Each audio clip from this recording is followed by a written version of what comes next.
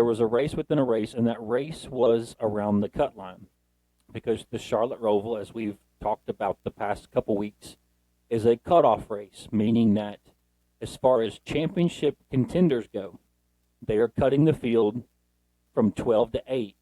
So now at the round of 8, the championship field has been cut in half from 16 to 8. So around this cutoff line, 8 to 9 was a battle within the race between the one of Ross Chastain out of the Trackhouse Racing Stable and the defending champion, Joey Logano, in the 22 out of Penske. And literally it was within 5 points, 9 points, 1 point. They're swapping.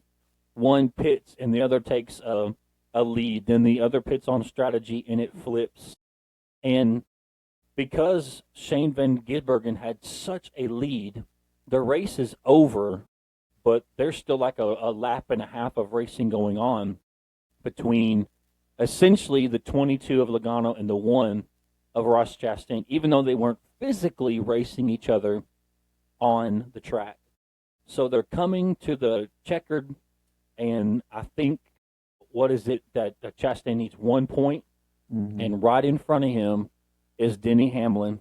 Hamlin says he had no clue what was going on. I believe him. He said if he would have known, also for Denny Hamlin, people went back, looked at the in-car, looked at the radio. The spotter and Denny's crew chief didn't say anything the last 2 laps of the race. So Denny was not aware of the situation. Denny came out to say that in his podcast and after the race, in his interview after the race, and NASCAR even posted the quote. He said, "I was not aware of the point situation." Yeah, and I believe him. He said maybe had I known, I would have done something different. Don't know what that something different is. I think he would have let Chastain still beat him, even though, because I don't.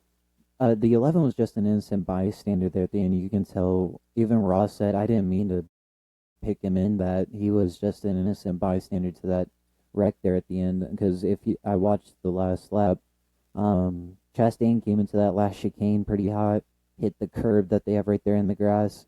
2 wheels go up in the air, and then he hooks the 11 into the wall, puts it in reverse, but Joey Logano beats him and moves on, and then Chastain gets cut. So I think if Chastain didn't come in too hot but still beat the 11, he would have moved on. But yeah, I just think it was a little too aggressive of a move by Ross Chastain, because doesn't he have a history of being a little bit aggressive at times, especially when he's in a point situation? He does, but I think that's really calmed down a lot as far as, he's concerned, as far as Chastain is concerned, and I give him credit for that. I don't think it would have mattered who it had been, whether it's the 11 or anybody else. I don't think it matters who it would have been. I think he had to go full send. He was 1 position out, and a tie didn't help him because the tie went to Logano, and the tie is based on best finish in that round. So of the 3 races, whichever driver has the best finish, if there's a tie between you and that other driver, whichever driver has the best finish in one of the other 3 races, that's the driver that advances, because that's the driver that performed best in that particular round of the playoffs.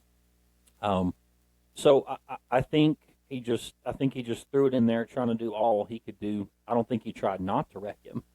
But what else is Chastain supposed to do? He did what any other driver would do,